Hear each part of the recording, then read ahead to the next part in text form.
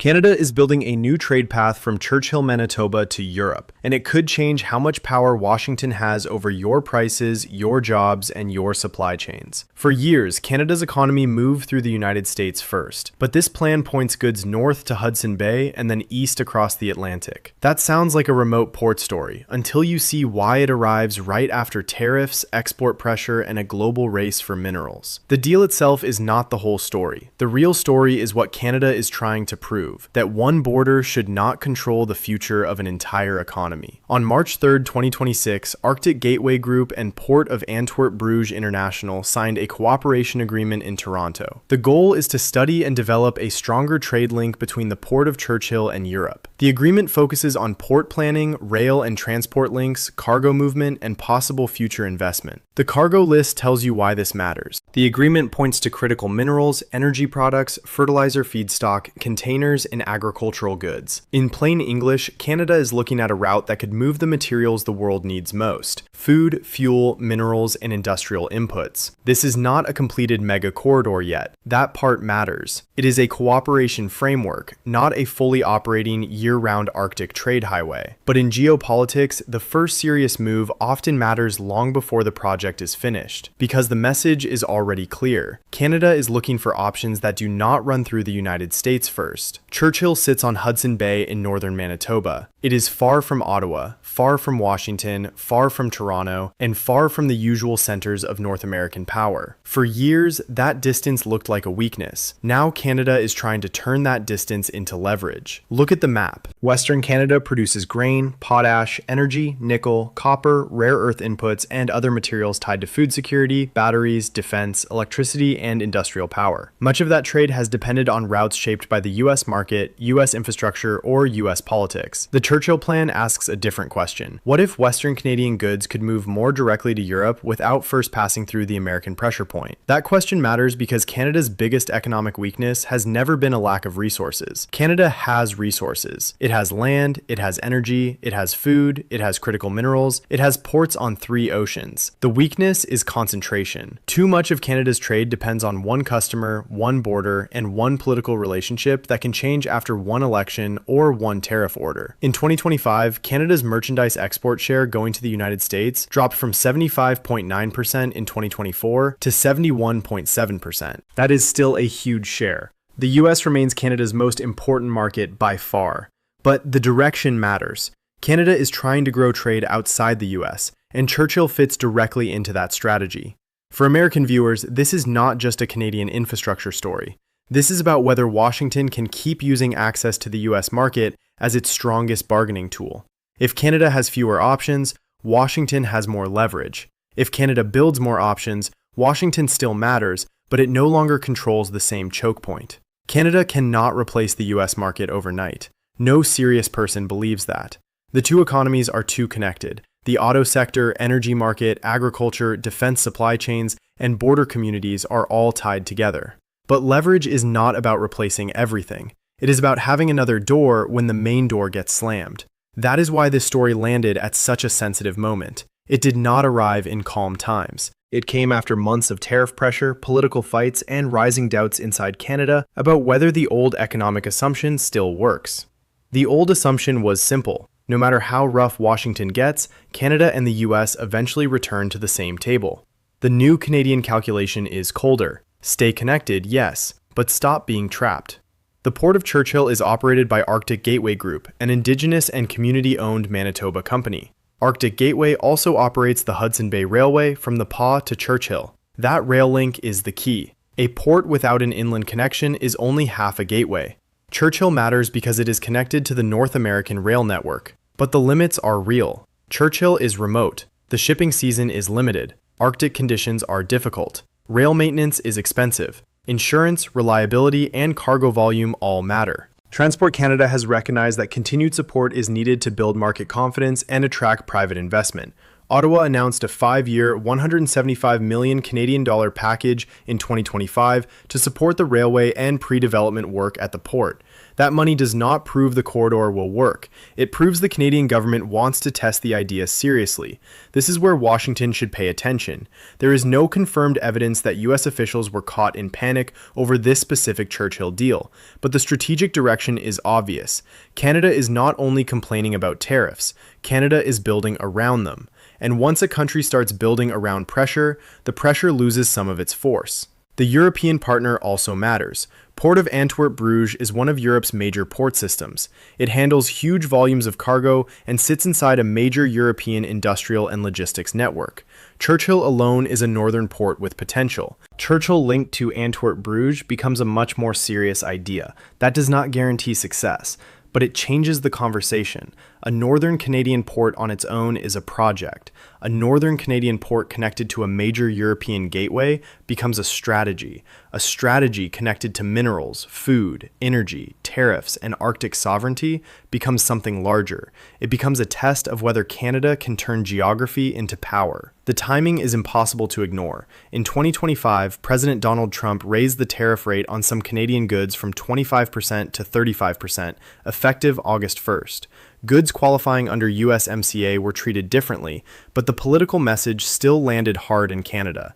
Even a close ally could be hit with sudden pressure. That is why Prime Minister Mark Carney's export goal matters. Carney has pushed the idea of doubling Canada's non-US exports over the next decade. That is not just a slogan. It is an admission that Canada's economy is too exposed to one market. Once a prime minister says that out loud, every port, rail line, mine, pipeline, and trade agreement becomes part of the same project. This situation is moving fast. By the time mainstream media covers the full picture, the moment to understand it will have passed. Subscribe so you are always ahead of the story, not catching up to it. Because the Churchill deal is not just about a port on Hudson Bay. It is about what happens when Canada starts treating dependence on Washington as a risk, not a permanent fact of life. The key word here is diversification. It sounds boring. It sounds like something from a government report. But in real life, diversification means a farmer has another buyer, a miner has another route, a province has another export path, a government has another card to play. A family business is not destroyed because one border policy changes. For Canada, diversification is not automatically anti-American. That point is important. Canada and the United States will remain deeply tied. Geography does not disappear. Integrated industries do not unwind quickly. The US is still the closest, richest, and most natural market for much of Canadian industry. But there is a difference between partnership and dependence. Partnership gives both sides room. Dependence gives one side a lever. The Churchill to Europe plan is built around that difference. If critical minerals from Western Canada can move through Churchill to Europe, Canada gets a non-US route for strategic goods. Europe gets a trusted supplier. Northern and Indigenous communities get a chance to be owners and participants, not just bystanders. Washington has to think twice before assuming Canada has nowhere else to go. Now look at the critical minerals piece. Canada and Germany signed a non-binding critical minerals declaration in August 2025. It focused on materials such as lithium, rare earths, copper, tungsten, gallium, germanium, and nickel. It also pointed to processing, refining, recycling, research, and investment. That declaration did not come with direct financial commitments, so it should not be overstated, but it shows where the world is moving. Europe needs secure access to minerals. Canada has many of those minerals. The missing piece is reliable infrastructure that can move them to market. Europe needs these materials because the new industrial race is not only about oil or wheat. It is about batteries, electric grids, defense systems, aircraft, chips, magnets, wind turbines, and power storage. These are not luxury goods. They are the backbone of modern power. The European Union has already made clear that it wants to reduce risky dependence on single suppliers for strategic raw materials. That is Europe saying, in plain terms, that supply chains are now a security issue.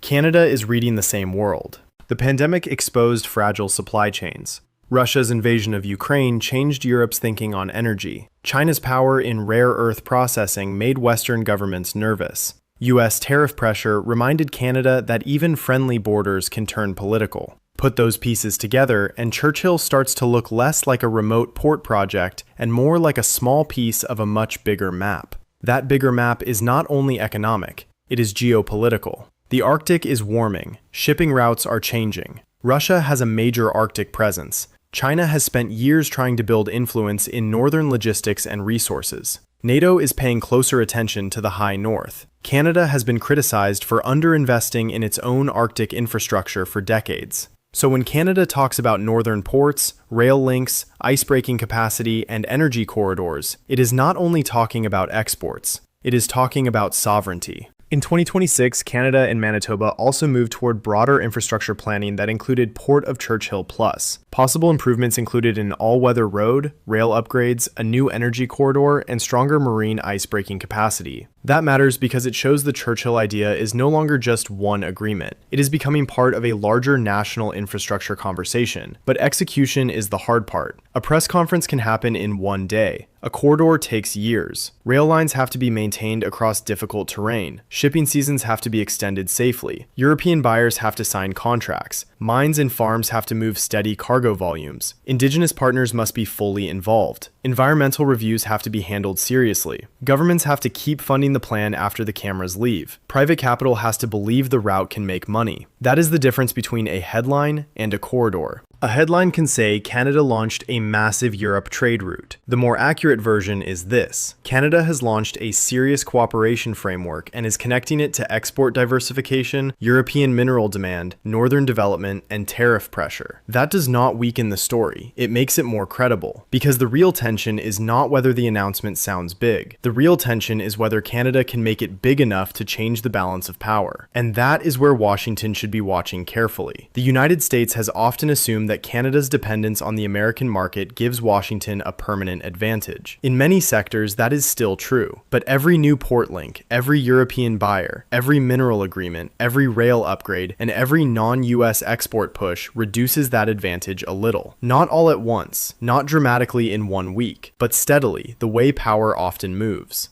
For American businesses, this could cut both ways. A stronger Canadian export network could make allied supply chains more resilient. If Europe buys more Canadian critical minerals, that could support mines and processing that also serve US defense and manufacturing needs. If Churchill helps develop northern infrastructure, it could strengthen an allied Arctic region at a time when rivals are becoming more active. From that angle, the US should welcome a stronger Canada. But there is another side. If Washington uses tariffs as punishment too often, it may push Canada to build routes that bypass American systems. That could mean more Canadian attention on Europe. Germany, Belgium, the UK, Japan, South Korea, and other partners. It could also mean American border states and industries lose some of the quiet benefits that come from Canada having limited alternatives.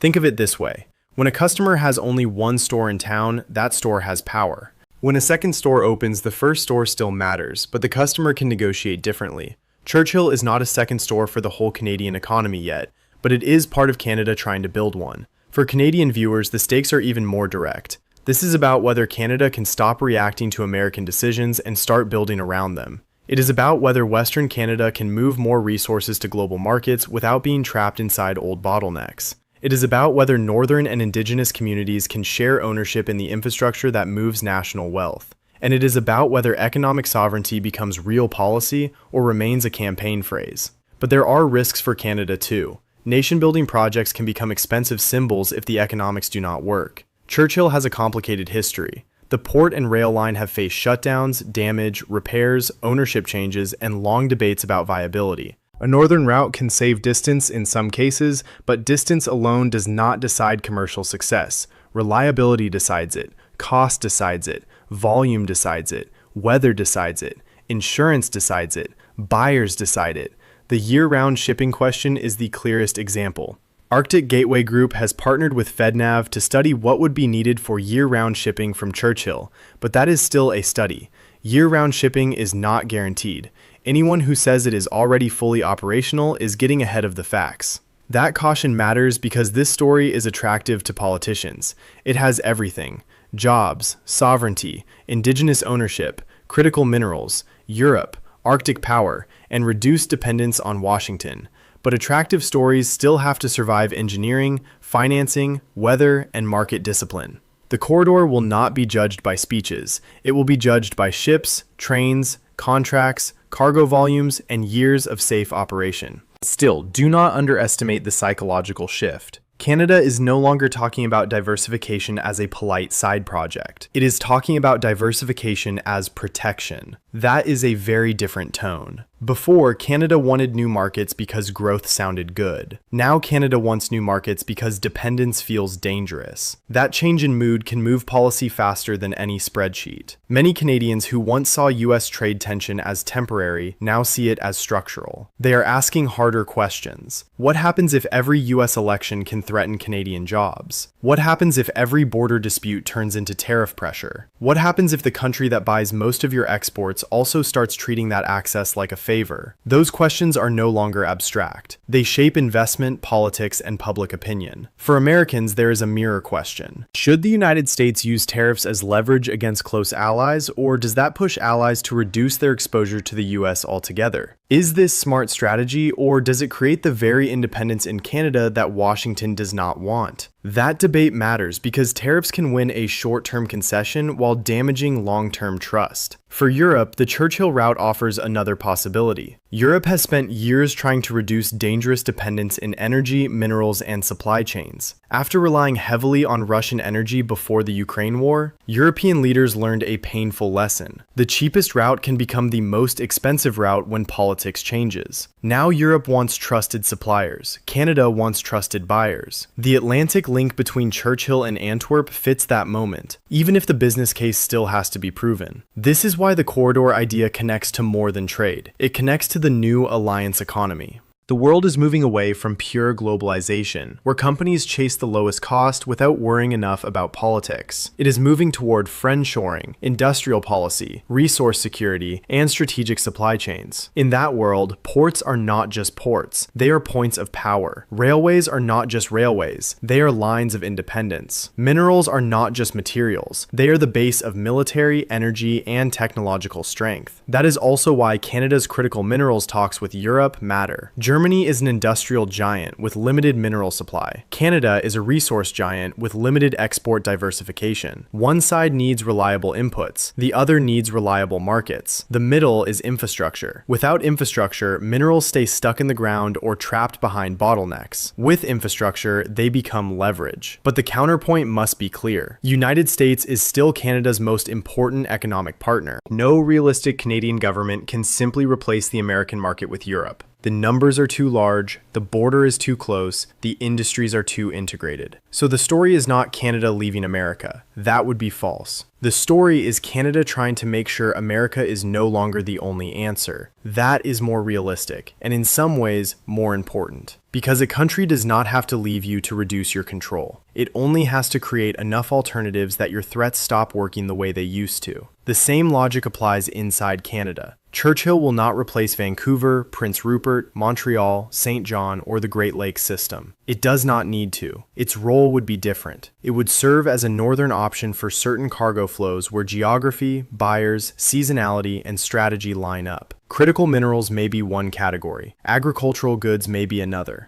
Energy products and fertilizer inputs may become part of the mix if infrastructure and economics support them. Containers are more complicated because container routes need regular volume and reliable schedules. That is why planning matters. The Antwerp-Bruges Agreement is designed to study those possibilities. It is about port planning. It is about intermodal transport. It is about identifying cargo streams. It is about understanding what Europe might buy, what Western Canada might ship, and what infrastructure is missing between the mine, the farm, the rail line, the port, the ship, and the European customer. In other words, the deal is not the final corridor. It is the blueprint for deciding whether the corridor can become real. That blueprint will face pressure from every direction. Environmental groups will watch Hudson Bay shipping closely because northern ecosystems are fragile. Indigenous partners will need real power, not symbolic consultation. Businesses will want predictable costs. European buyers will want reliable delivery.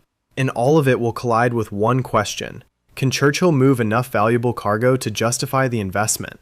There is also a defense angle. Canada has been putting more attention on northern defense and infrastructure. That matters because Arctic sovereignty is not only about maps. It is about presence. It is about roads, rail, ports, ships, airfields, sensors, and the ability to operate in difficult places.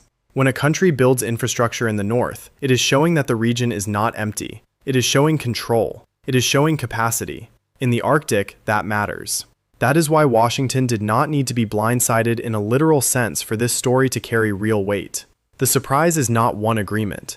Governments sign agreements all the time. The surprise is the shift in Canada's posture. Canada is moving from asking Washington for stability to building around Washington's instability. For decades, Canadian leaders treated U.S. market access as the foundation of national prosperity. The strategy was to manage the relationship, smooth over disputes, and keep the border working. That still matters. But now another layer has been added. Prepare for pressure before it arrives. Build routes before the next tariff. Find buyers before the next crisis. Strengthen northern infrastructure before another power fills the gap. That is a major change. Quiet, but not small. Do you think Canada should push harder toward Europe and other markets, even if it costs billions and takes years? Or should Ottawa focus most of its energy on repairing the US relationship because the American market is still too important to risk? Those are not easy questions. A country can waste money chasing independence that never becomes profitable, but it can also lose sovereignty by refusing to build alternatives until it is too late. Right now, the potential winners are clear. Arctic Gateway Group gains a major European partner. Manitoba gains national attention for a northern infrastructure plan. Indigenous and community owners gain a chance to shape the corridor. Europe gains another possible path to trusted resources. The Carney government gains a concrete example of its diversification message. And Canada gains a signal to Washington. The country is not waiting passively for the next tariff fight. The potential losers are harder to name but easy to understand. Anyone who benefits from Canada having limited options loses some leverage. Any policymaker who assumes Canada must absorb pressure because it has nowhere else to go loses some confidence. Any competitor that wants Europe dependent on unstable supply chains loses some space. But the most honest forecast is this: Churchill will not change North American trade overnight. It will not erase the US border. It will not instantly double Canada's exports to Europe. It will not become a year-round superport just because leaders say it might. What it can do is begin changing the choices available to Canada. And in trade politics, choices are power. The next phase will come down to proof. Watch for shipping studies. Watch for federal and provincial funding. Watch for private investment from Europe.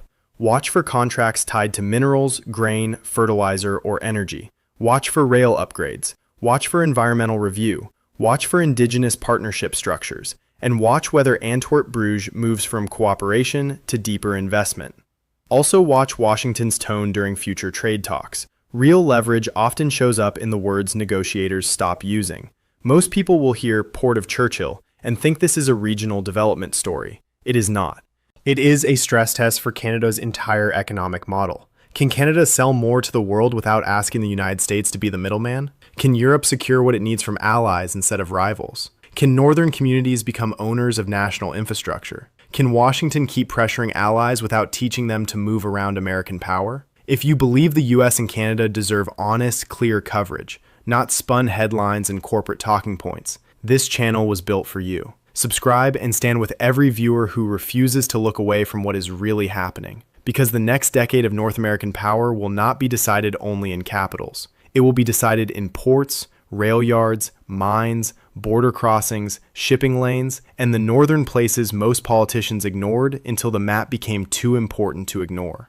So here's the clearest way to understand this moment. Canada has not completed a massive Europe corridor yet. Canada has taken a real step toward building one, with a major European port partner, a rail-linked Arctic Gateway, a federal push for diversification, and a tariff fight that made the old dependence look dangerous. The tension is no longer whether Canada wants alternatives. The tension is whether Canada can build them fast enough, cheaply enough, and reliably enough to make Washington adjust. That is the story behind Churchill. Not a miracle, not a fantasy, a warning shot. And now the bigger question begins. If Canada can turn one northern port into a strategic export route, what happens when that route connects to minerals, defense, energy, and Arctic sovereignty at the same time? In my next video, I am covering how the new Arctic power race is pulling Canada, the United States, Russia, China, and Europe into the same frozen map. And what I found will change how you see this.